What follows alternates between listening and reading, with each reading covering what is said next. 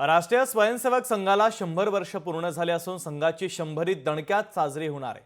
संघाच्या शताब्दी वर्षाच्या निमित्ताने चित्ररथ तयार करण्यात आला। या चित्ररथाच्या माध्यमातून संघाच्या कामांची माहिती दिली जाणार आहे। कोळवलकर आणि हेडगेवार यांच्या वेशाचं चलचित्र देखील असणार आहे। याचा आढावा घेतला आमचे प्रतिनिधी स्वप्नील जाधव यांनी। पाहूया।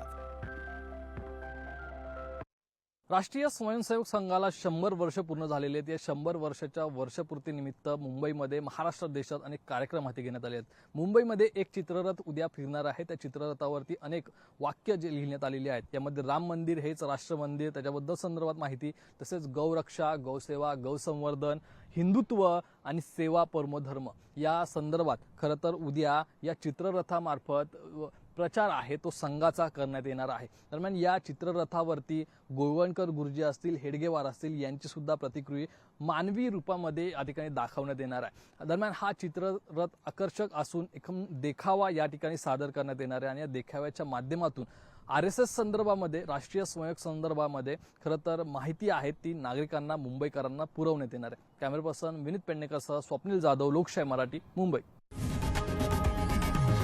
लोकशाही मराठी ऐका, पहा, जागरूक रहा।